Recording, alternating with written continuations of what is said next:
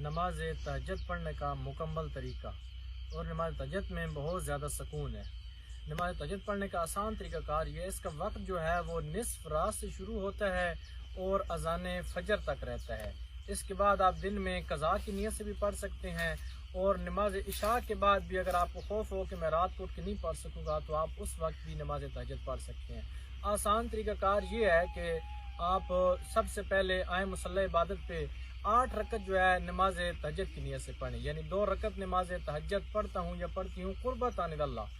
اللہ اکبر، پہلی رکعت میں الحمد کے بعد سورہ قل هو اللہ احد کی تلاوت کریں، رکوع سجود کریں، دوسری رکعت کے لیے اٹھ جائیں اور دوسری رکعت میں بھی الحمد کے بعد سورہ قل هو اللہ احد کی تلاوت کریں، یعنی 2 کر کے 8 رکعت آپ نے نماز تہجد کی نیت سے پڑھنی ہے۔ ہر رکعت میں الحمد کے بعد سورہ قل هو اللہ احد پڑھنی ہے، 2 رکعت پڑھ کے سلام پڑھ دینا، اس طرح 2 پڑھ کے سلام، یعنی 8 رکعتیں آپ نے 2 کر کے پڑھنی ہے۔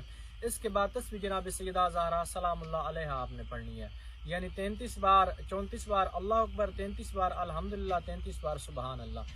یہ تسبیح پڑھنے کے بعد آپ پھر کھڑے ہو جائیں، نیت کریں 2 رکعت نماز شفع پڑھتی ہوں یا پڑھتا ہوں قربتان اللہ۔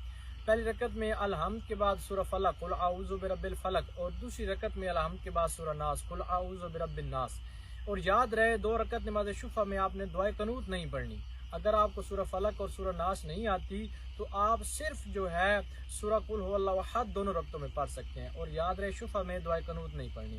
یہ پڑھنے کے بعد آپ تشہد و سلام پڑھیں، اس کے بعد پھر کھڑے ہو جائیں، 1 رکعت نماز وطر پڑھیں قربتان اللہ۔ پہلی رکعت میں یہ 1 رکعت میں الحمد کے بعد 3 مرتبہ سورہ قل هو اللہ احد، 3 مرتبہ سورہ فلق، 3 مرتبہ سورہ ناس کی تلاوت کریں۔ اگر آپ کو سورہ فلق سورہ ناس نہیں آتی تو فقط 3 مرتبہ سورہ قل هو اللہ احد کہہ کر اللہ اکبر کہیں اور دعائے قنوت کے لیے ہاتھ اٹھائیں۔ دعائے قنوت میں کوئی دعا پڑھی جو آپ کو آتی ہے، ربنا آتنا یا اللہم اغفر لنا، کوئی بھی۔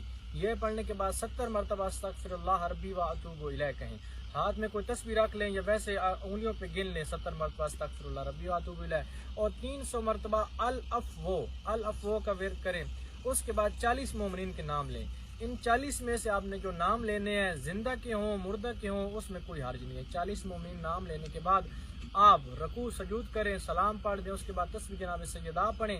تسبیح جناب سیدہ پڑھنے کے بعد دعا مانگیں، یقیناً جو بھی آپ کی حاجت ہے، جو بھی آپ کی دعا ہے وہ قبول ہوگی۔ اور معصوم فرماتے ہیں کہ جو لوگ نماز تہجد ادا کرتے ہیں اور کہتے ہیں کہ ہماری دعائیں قبول نہیں ہوتی تو وہ جھوٹ بولتے ہیں۔